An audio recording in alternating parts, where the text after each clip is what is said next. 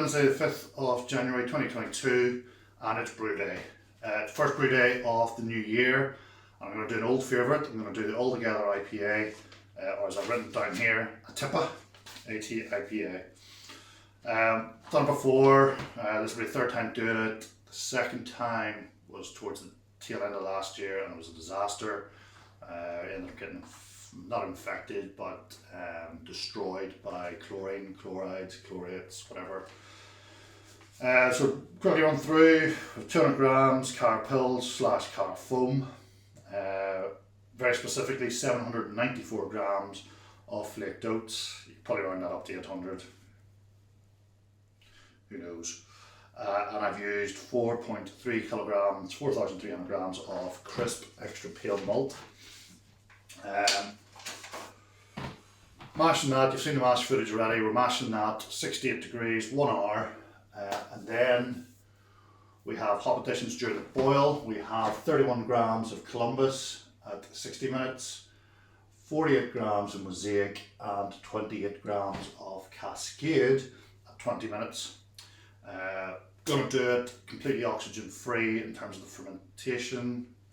Well, obviously not completely oxygen free, or the yeast wouldn't work, but as little oxygen as I can do. Don't want any oxidization.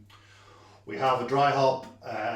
The recipe calls for a 7-day dry hop of 82 grams Mosaic, 43 grams Cascade, 43 grams Simcoe and 43 grams of Citra. I don't have Citra in the freezer, so I'm going to think of something else I'm going to use that will complement the hops that I've got based on what I already have. I'm not going to bother buying any hops just for this. I'm going to use, you think I'd have all this ready? You use the American style East Coast yeast, New England. It's not a ATIPA as such, but it is. It's not a ATIPA as such, but it's the closest, or it's the ale I have, or the yeast I have that probably makes the most sense.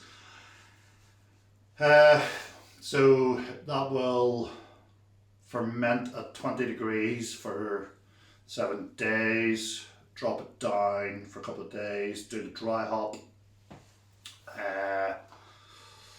let that work its magic, cold crash it, closed, transfer it into a keg, fizzy it up, what's the word for that, carbonate it, and then pour it. I guess that's really all we've got to do. I'll fire a wee bit of boiled footage, a wee bit of hop addition footage in, and then we'll have a quick chat at the end of the brew day. What went well, if anything, what went bad. There's always going to be something bad. Yeah, and then I'll maybe fire a bit of footage of dry hopping and stuff. I'm going to use the thing on the bottom, I can't even remember what it's called. Yeah, so happy New Year everybody. Hope this video sees you well. Hopefully the beer comes out tippity tip top, and then we'll discuss it further.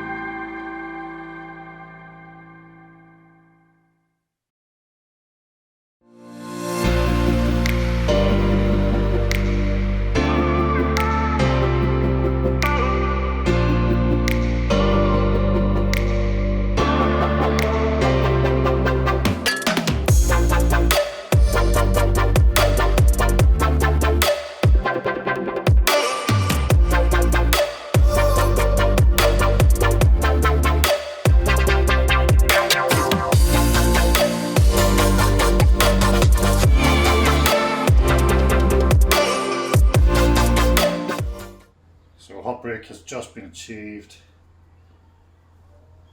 We're still at risk of overboil here, just the way the cruise seems to work these days, or whatever it is.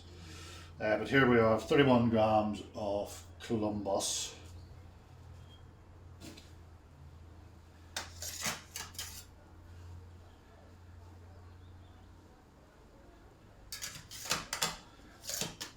Actually, adding the hops seems to help with the foam at the start.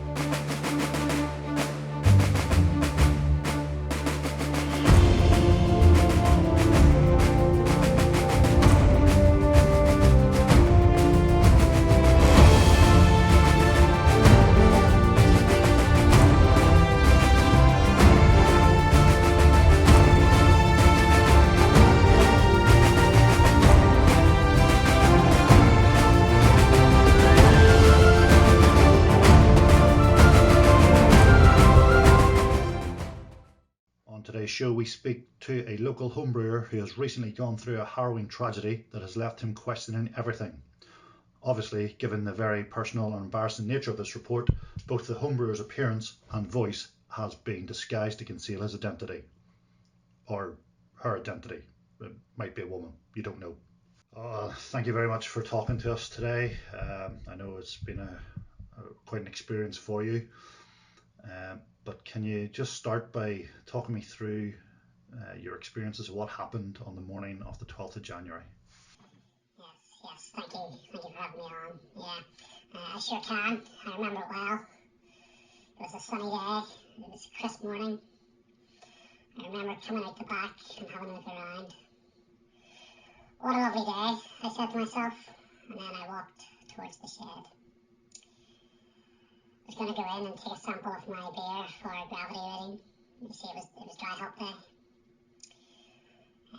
But when I got to the shed, I realised it was locked, and I had left the keys back in the house. Damn it! I said to myself. You see, I took this as the first sign that something had gone wrong. I had forgotten my keys. Anyway, I started walking back to the house and... Look, I'm sorry to interrupt here. I'm just not sure how relevant this is. Could you actually skip ahead to what actually happened when you took the sample? Yes, of course, sorry. Sometimes I start to wander off in tangents. Yeah, so I took the sample. It was dry hop day, so more or less the fermentation was done. I always take a wee bit extra sample on days like this so I can do my OG reading, and I can also have a sample, if you know what I mean. So I poured the sample into the testing tube, and I spun the wee hydrometer around as usual. I took the reading as accurate as I could, you know, just scientific method, nothing could possibly go wrong. It was bang on 10-12. It was perfect. Oh Jesus, sure, I was so happy. Nothing could possibly go wrong now. All I needed to do was weigh out my hops and dry hop using a technique which was the absence of oxygen. It was a surefire winner. I was on to a winner. Nothing could go wrong. Yes, but something did go wrong, didn't it?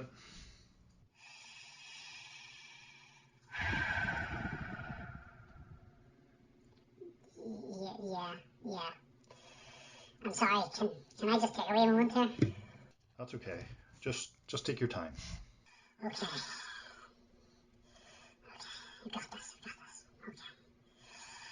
So I had taken my reading and I was about to pour it in their glass like I normally do in these days. And then I caught a whiff of it. You see, this beer has Columbus, Cascade, Mosaic in it. It's supposed to be really appealing fragrance, even at a young age. But there was something off. It was like a medicinal smell.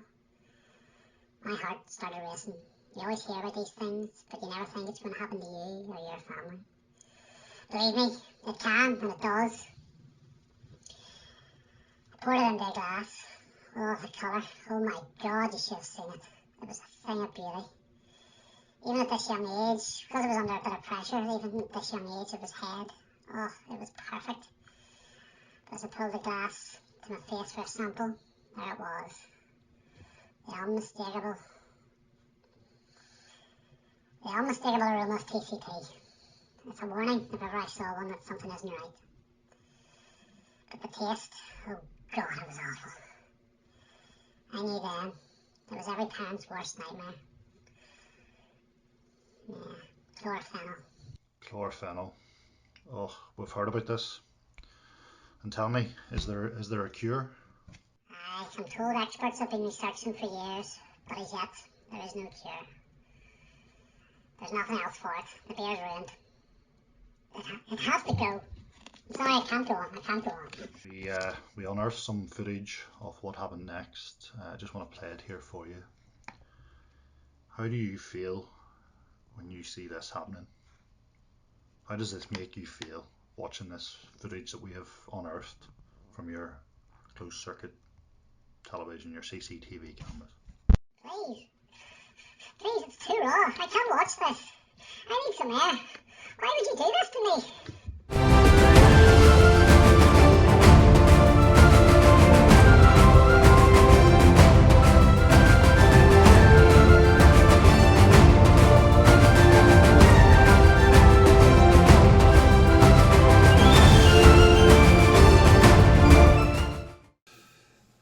So there we have it, folks.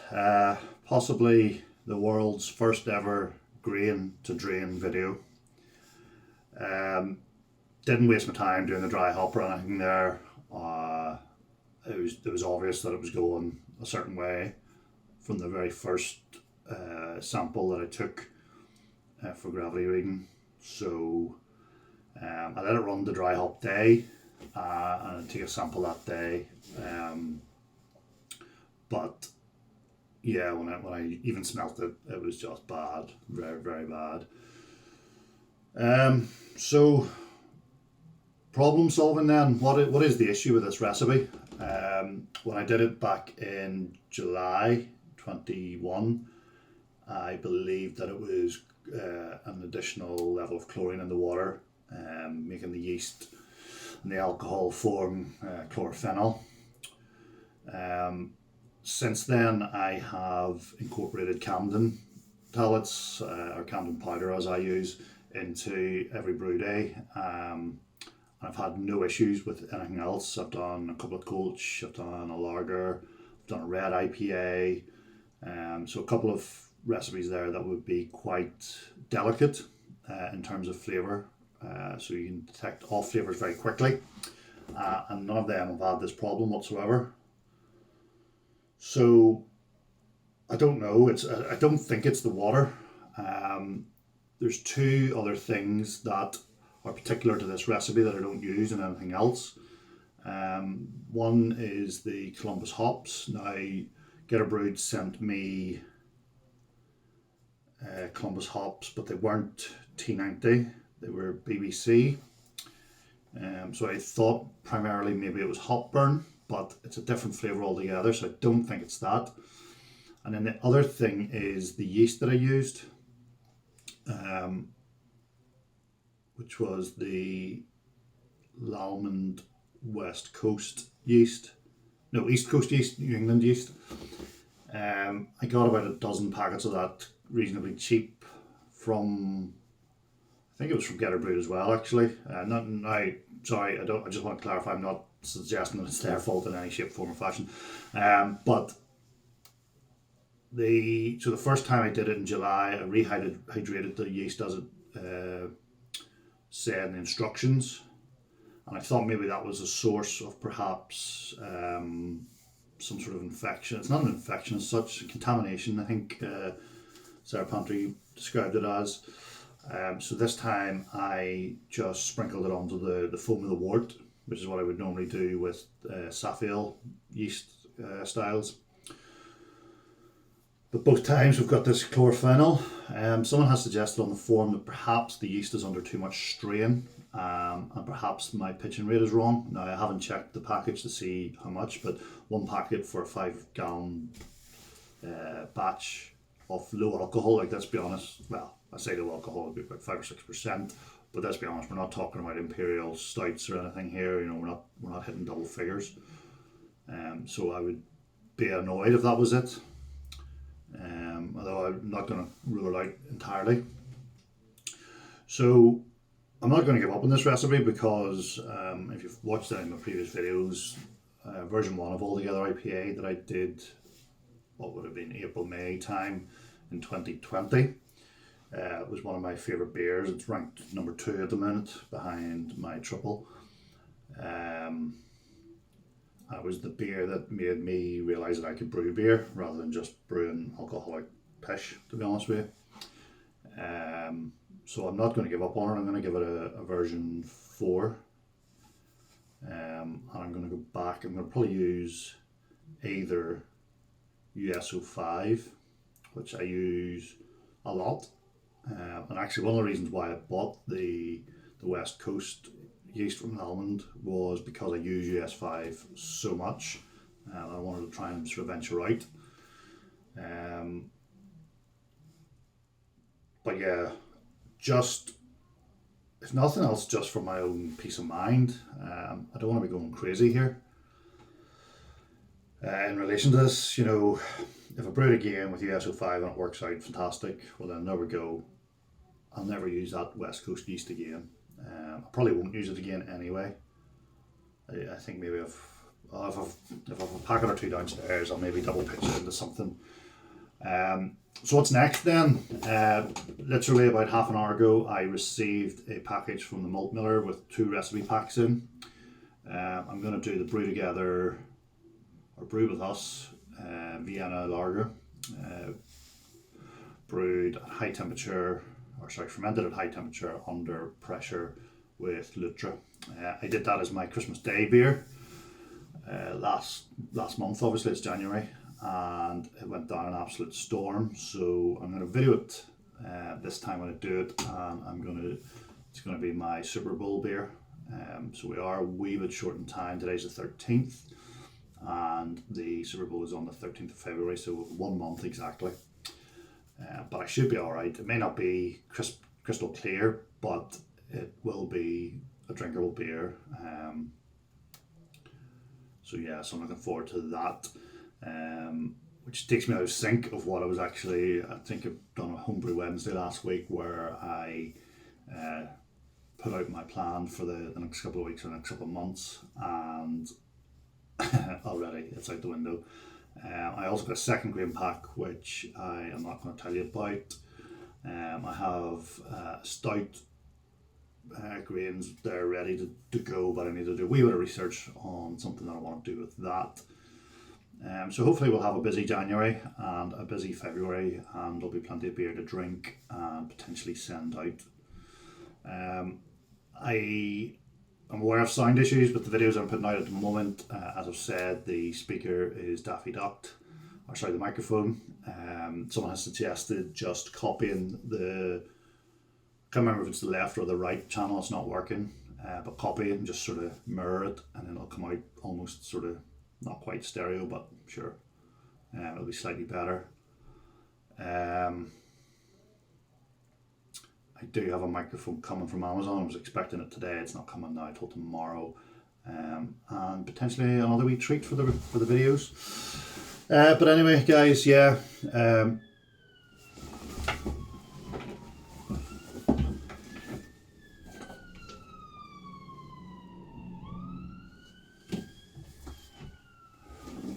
Fire brigade are just flying up the street there.